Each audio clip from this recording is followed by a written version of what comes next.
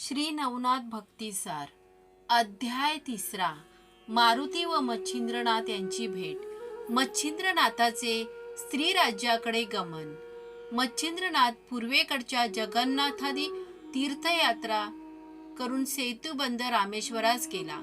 तेथे मारुती स्नान करून बसणार तोच पाऊस पडू लागल्यामुळे तो आपणास राहावयाकरिता दरडी उकरून गुहा करू लागला। हे मारुतीचे कृत्य पाहून मच्छिंद्रनाथास विस्मय वाटला। त्याने मारुतीला म्हटले की मर्कटा, तू अगदीच मूर्ख आहेस। शरीराच्या संरक्षणाकरिता तू आत्ता सोय करीत आहेस। अरे, पाऊस एकसारखा सपाटून पडत आहे। आता तुझे घर केव्हा तयार होईल? घरास आग लागल्यानंतर विहीर खणावयास लागावे, तद्वता पाऊस पडत असता तू आता घराची तजवीज करतोस हे काय? असे मारुतीला मच्छिंद्रनाथाने म्हटल्यावर, तू असा चतुर दिसतोस तो कोण आहेस? म्हणून मारुतीने मच्छिंद्रनाथास विचारले।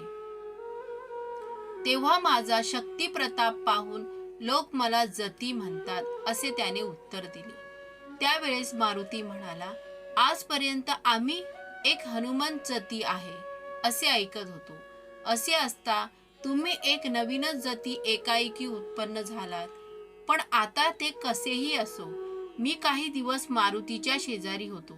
यास्तव त्याच्या कलेचा 1000वा हिस्सा माझ्या अंगी महान प्रयासाने आला आहे। तो मी या समयी तुला दाखवितो। त्याचे निवारण कसे करावे ते तू मला दाखव, नाहीतर जती हे नाव तू टाकून दे। याप्रमाणे मारुतीने मच्छिंद्रनाथास किंचित लावून म्हटल्यानंतर त्याने उत्तर दिले की तू मला कोणती कला दाखवित आहेस ती दाखव, तिचे निवारण श्री गुरुनाथ करील। हे ऐकून मारुत्य अत्यंत राग आला।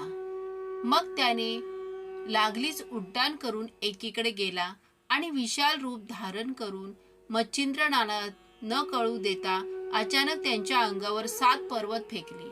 ते आकाश मार्गाने ढगांप्रमाणे येत आहेत हे मच्छिंद्रनाथांच्या लक्षात येऊन स्थिर स्थिर असे वातप्रेरक मंत्र्यांच्या योगाने ते पर्वत जागच्या जागी अटकवून ठेवले। पुढे मारुती एकावर एक असे शेकडो पर्वत नाथावर टाकीतच होता, पण त्याने त्याच मंत्राच्या शक्तीने ते सर्व पर्वत तेथल्या तिथेच खिळवून टाकले। हे पाहून मारुती रागाने प्रलय काळाच्या अग्नीप्रमाणे भडकून गेला व एक पर्वत उचलून तो मस्तकावर घेऊन तो फेकून देण्याच्या बेतात आहे तोच मच्छिंद्रनाथाने पाहिले। मग नाथाने समुद्राचे पाणी घेऊन वायू आकर्षण मंत्र म्हणून जोराने ते मारुतीच्या अंगावर शिंपडले आणि तो तेथल्या तेथे जसाच्या तसा खिळून राहिला। त्यावेळी त्याचे चलनवलन बंद झाले। मारुतीने हात वर करून मस्तकावर पर्वत धरून ठेविला होता तो तसाच राहिला। ते पाहून वायूने आपल्या पुत्रास पोटाशी धरले। नंतर त्यास या संकटातून सोडविण्याकरता मच्छिंद्रनाथास विनंती केली। ती नाथाने मान्य करून पुन्हा उदक मंत्र शिंपडले। तेणे करून पर्वत जेथल्या तेथे गेला व मारुतीही पूर्वस्थितीवर आला। नंतर मारुतीने जवळ जाऊन धन्य धन्य म्हणून नाथास शबासकी दिली। इतक्यात वायूने मारुतीला म्हटले, बाबा मारुती, तुझे या सिद्धापुढे काही चालवायचे नाही। याने तुला व मला बांधून टाकून अगदी दुर्बल करून टाकले। याची शक्ती अघटित आहे। तू कदाचित मला असे म्हणशील की तुम्ही आपल्या तोंडाने त्याच्या मंत्राच्या सामर्थ्याची प्रौढी वर्णन करू दाखविता, तर माझी शक्ती ईश्वराच्या हातात आहे आणि याने आपल्या भक्ताच्या जोराने सकल दैवते आणि ताबेदार करून टाकली आहेत। नंतर मच्छिंद्रनाथ वायूच्या व मारुतीच्या पाया पडला आणि आपणशी सख्यत्वाने वागण्याकरिता त्याने त्याची प्रार्थना केली। तेव्हा ते दोघे नाथास प्रसन्न चित्ताने म्हणाले की तुझी कार्याकरिता आम्ही उभयता झटून तुला सर्व प्रकारे सहाय्य करू व पाहिजे तसे तुला सुख देऊ। असे प्रफुल्लित मनाने बोलून आता आपण जती आहोत असे तू खुशाल सांगत जा, असे मारुतीने वरदान दिले। त्यावेळेस मच्छिंद्रनाथाने मारुतीस विचारले की मी जती या नावाने विख्यात होईन तर ठीकच आहे, पण माझ्या मनात एक शंका आली आहे, तिची आपण निवृत्ती करावी। कोणती शंका आहे असे मारुतीने विचारल्यावर त्याने सांगितले की तू त्रिकाळ ज्ञानी आहेस. असे असता माझ्याशी विनाकारण वितंडवाद कशासाठी केलास? तुझी माझी नागश्वत्थाच्या झाडाखाली पूर्वीच भेट झाली होती. त्यावेळेस साबरी विद्येचे मजकडून कवित्व करून तू मला वरदान दिले आहेस. असे असता हा बखेडा का उत्पन्न केलास? हे ऐकून मारुतीने मच्छिंद्रनाथाचे असे समाधान केले की जेव्हा तू समुद्र स्नान करीत होतास त्यावेळेस मी तुला ओळखल्यावरून तुझ्या जवळ आलो. तू कवी नारायणाचा अवतार आहेस व मत्स्येच्या पोटी जन्म घेतलाय हे पक्के ठाऊक होते. परंतु माझ्या मनात अशी कल्पना आली की नागश्वत्थाच्या वृक्षाखाली देवानी जे अभिवचन तुला दिले त्या वरप्रदानाने सामर्थ्य किती आहे हे आपण एकदा पाहावे. शिवाय यापुढे तुला आणखी पुष्कळ प्रसंगामधून पार पडावयाचे आहे, म्हणून तू हिम्मत करून पुढे कितपत टिकाव धरशील ह्याचाही अजमास मला अशा रीतीने पाहता आला. असो. नंतर मारुती म्हणाला, तू आता येथून स्त्री राज्यात जा आणि येथे खुशाल ऐश आराम कर. तुझी भेट झाली हे फारच चांगले झाले. तुझ्या हातून माझ्या मस्तकावरचा भार उतरला जाईल. मग असे कोणते ओझे तुझ्यावर पडले? म्हणून मच्छिंद्रनाथाने विचारल्यानंतर मारुतीने मुळारंभापासून सर्व कच्चा मजकूर त्यास सांगितला. मारुती म्हणाला, योगेश्वरा, लंकेच्या रावणास जीवे मारून रामचंद्र सीतेस घेऊन अयोध्येस येत असता तिच्या मनात आले की मारुती निसंशय रामाचा पक्का दास आहे. यास्तव आपल्या हातून त्याचे होईल तितके कल्याण करावे, म्हणजे ह्याचे लग्न करून देऊ, संपत्ती संतती सर्व अनुकूल करून देऊ, सर्व सुख संपन्न करावे. स्त्री वाचून संसारात सुख नाही तर ती करून देऊन याचकडून सर्व संसार करवावा.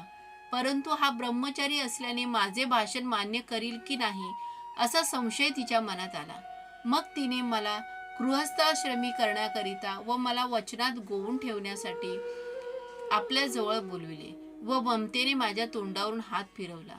नंतर सीता माता मला म्हणाली, बा मारुती, तू तिन्ही लोकांमध्ये धन्य आहेस. माझे एक तुझ्याजवळ मागणे आहे, ते तू देशील तर फारच उत्तम होईल. मी सांगेन ते माझे वचन तू सहसा नाकबूल करणार नाहीस. अशा प्रकारचे सीतेचे भाषण ऐकून मला संतोष वाटला. मग कोणते काम आहे असे मी तिला विचारले, परंतु आपले वचन दिल्यावाचून ती मला हेतू मला कळविना. असे पाहून मी तिला वचन देऊन तिची आज्ञा मान्य करण्याचे मनापासून कबूल केले. तेव्हा मी लग्न करून गृहस्थाश्रम पत्करावा आणि संसार करून सुख भोगावे असा भाव दाखवून तसे करण्याविषयी तिने मला भारी भीड घातली. तेव्हा मी महत् संकटात पडलो व खिन्न वदन होऊन उगीच बसून राहिलो. तेव्हा तिने रागाने मजकडे पाहिले व मला सांगितले की तू अगदी दिलगीर होऊ नको. स्त्री राज्यातल्या सर्व स्त्रिया तुझ्याच आहेत, परंतु यातली मख्खी अशी आहे की तुला व मला 4 चौकडीत जन्म घ्यावयाचा असतो. मी व रामाने 99 वेळा घेतला आहे. तूही 99वा मारुती आहेस व त्याप्रमाणे लंकाधीशही 99वा होय. त्यास मारून आल्यानंतर तुला स्त्री राज्यात जावे लागेल. तो योग आत्ता घडून आला आहे. यास्तव समयास अनुसरून वाग. याप्रमाणे रामचंद्राने मला सांगितल्यानंतर मी स्त्री राज्यात गेलो. त्यावेळी त्या ठिकाणी मैनाकिनी नावाची राणी राज्य करीत होती. पृथ्वीचा अन्य भागावर मनुष्य, पशु, पक्षी आदी करून सर्व स्त्री पुरुष एके ठिकाणी आनंदाने रममाण होतात असे तिच्या ऐकिवात आले होते. ही कल्पना मनात उद्भवताच तिच्या अंगाची लाहीलाही होऊन गेली. मग प्रत्यक्ष मारुतीचा संग घडावा म्हणून ती अनुष्ठान करू लागली. आपल्या शरीराचे मांस तोडून तिने अग्निकुंडात माझ्या नावाने आहुती दिल्या. असे अनुष्ठान तिने 12 वर्षपर्यंत केले. त्यामुळे तिच्या अंगावरचे सारे मांस संपले, तरीही तिचा निश्चय ढळला नाही. असे पाहून मी तिला प्रसन्न झालो. त्यावेळी ती माझ्या पाया पडून मनोरथ पूर्ण करण्याकरिता विनंती करू लागली.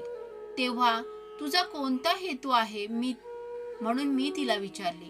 तेव्हा ती मला म्हणाली, मारुती, तुझ्या भुभुक्कारापासून येथील सर्व स्त्रिया गर्भिणी राहतात. यास्तव तू येथील स्त्रियांचा प्राणनाथ ठरतोस, तेणेकरून सर्वांना सुख होते. परंतु माझ्या मनात तुझ्याशी प्रत्यक्ष मैथुन्य करावे असे आहे. ही माझी इच्छा तू पूर्ण कर. मैथुन्याची पद्धत तिन्ही लोकात चालत असता तो प्रसंग आम्हा स्वप्नात सुद्धा नसावा, अशी आमच्या कर्माची स्थिती आहे. तर तू ते सुख आम्हास प्रत्यक्ष दे. असा तिने आपला अभिप्राय मला सांगितला. नंतर मी तिला सांगितले की ब्रह्मचर्य व्रत मी कडक पाळतो, असा माझा डंका सर्वत्र गाजत आहे. यास्तव ही गोष्ट माझेकडून घडावयाची नाही. आता तुझे मनोरथ पूर्ण करण्याकरिता मच्छिंद्रनाथ येथे येईल. तो तुझ्या मर्जीनुरूप वागेल. तो मच्छिंद्रनाथ साक्षात कविनारायणाचा अवतार होय. त्याचपासून तुला तुझ्या तपाची फलप्राप्ती होईल. अशा युक्तीच्या मार्गाने मी तिचे शांतवन केले. तो योग आज घडून आला. तर तुझे तिकडे जाऊन तिचे मनोरथ पूर्ण कर. मारुतीचे असे संभाषण ऐकून मच्छिंद्रनाथाने सांगितले की मीही ऊर्ध्वरेताच आहे, म्हणून मला हे कार्य सांगून काय उपयोग. माझ्या ब्रह्मचर्याचा मात्र अशाने समूळ नाश होईल व जगात दुर्लौकिक होईल. म्हणून हे कुकर्म करायला मला सांगू नये. तशात स्त्री संग हे अपकीर्तीचे भांडार होय, म्हणून ही गोष्ट करावी असे माझ्या मनात येत नाही. अशा प्रकारचे मच्छिंद्रनाथाचे भाषण ऐकून मारुतीने त्यास सांगितले की ही अनादी कालापासून रहाटी चालत आली आहे, म्हणून भोग भोगल्याचा दोष नाही. जसे 99 मारुती तसेच 99 मच्छिंद्रनाथ असा क्रम चालत आला आहे. तुझ्या पोटी मीननाथ म्हणून पुत्र होईल, त्याची सूर्यासारखी कीर्ती प्रकट होईल, असे मारुतीने त्यास सांगून त्याचे मन वळवून घेतले. मग मारुतीच्या म्हणण्यास मान देऊन मच्छिंद्रनाथ स्त्री राज्यात जाण्यास कबूल झाला व एकमेकांस नमस्कार करून ते दोघेजण मार्गस्थ झाले. श्री गुरुदेव दत्त.